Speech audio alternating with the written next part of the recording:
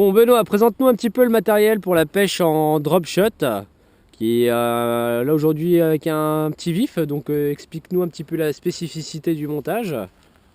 Alors le drop shot, ça peut permettre de pêcher plein de types de poissons. C'est souvent utilisé pour la perche sur des montages légers.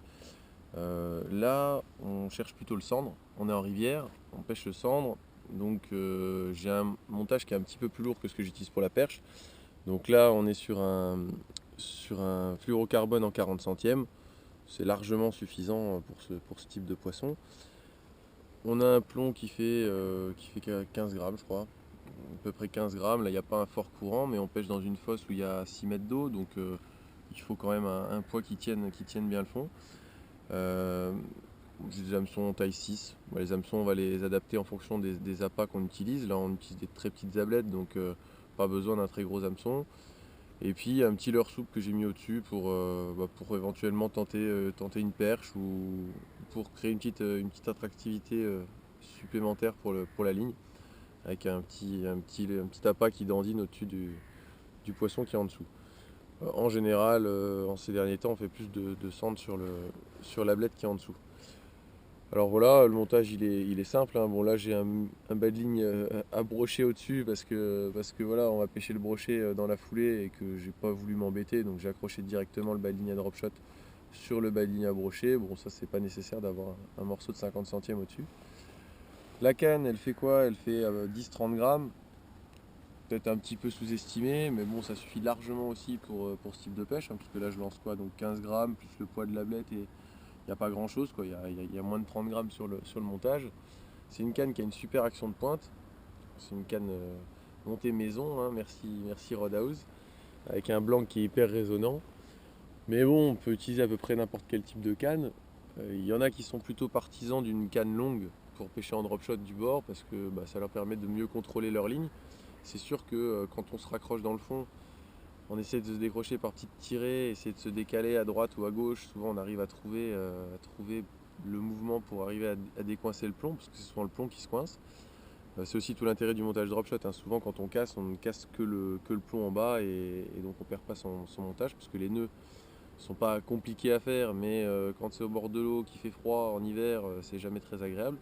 D'ailleurs, vous retrouverez le tuto pour le nœud sur le site Race Fishing. Donc c'est un nœud, voilà, un petit peu d'entraînement, ça passe bien, même avec du 40 centièmes. Et voilà, un petit moulin en 2005, ça suffit largement. J'ai une tresse en 12 centièmes.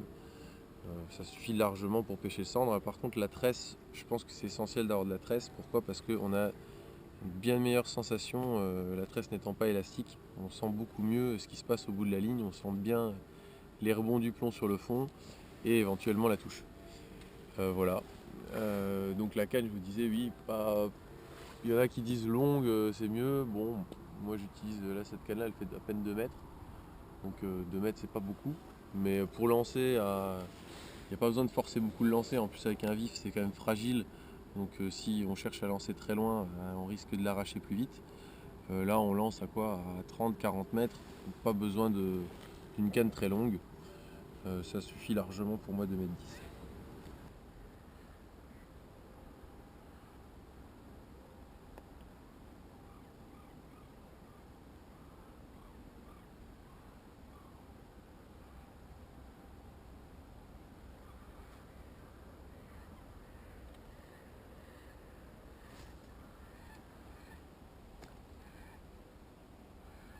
Donc l'idée c'est de lancer, de laisser descendre sa ligne jusqu'à ce que le plomb touche le fond, de bien sentir sa ligne. Donc c'est pour ça qu'avoir une canne qui est assez tactile, assez résonante, c'est quand même très intéressant pour ce type de pêche. Et ensuite on va promener son montage sur le fond, plus ou moins doucement, par petites tirées, en ressentant à chaque fois bien le plomb en contact. On peut même faire des petites pauses, on reste sur place, on maintient le plomb sur place, voire même faire sautiller un peu sur place. L'animation, elle va être décidée par l'humeur du poisson du jour. C'est-à-dire que là, on est en décembre, il fait quand même très froid. Euh, on cherche le cendre, donc pas un poisson qui va en général réagir en cette saison à des animations très violentes. Donc là, je pêche assez doucement, par petits sauts sur le fond. Et si je sens une touche, je retarde un peu le ferrage au cendre. Autant pour la perche, je ferre tout de suite. Autant pour le cendre, je préfère retarder un petit peu et essayer de le ferrer une fois qu'il a avalé un peu le poisson. Parce que ça limite quand même les risques de décrocher. Parce que comme on pêche avec un simple, il y a quand même un peu plus de risque de décroche qu'avec un leurre avec 2 triples ou même un leurre souple avec un triple en queue. On décroche un petit peu plus en drop shot quand même. Donc là c'est aussi le problème, je vous disais tout à l'heure qu'une canne tactile et avec une action de pointe c'est idéal pour bien sentir les touches, mais forcément le risque de décrochage est plus important puisque la canne elle amortit moins les à-coups, les coups de tête du poisson. Donc on peut décrocher pas mal. Mieux vaut donc retarder un peu le ferrage. Et voilà, le G-Tile Saturn a encore frappé. Voilà. En montage donc drop shot comme on disait tout à l'heure, hein. Donc avec le plomb, le G-Tile et la maman perche. Donc pris juste au bout de la gueule avec un G-Tile Saturn, une superbe perche. Ouais, 40 à peu près. Voilà, 40 cm. Beau poisson. Bon, on va la remettre à l'eau. Hein.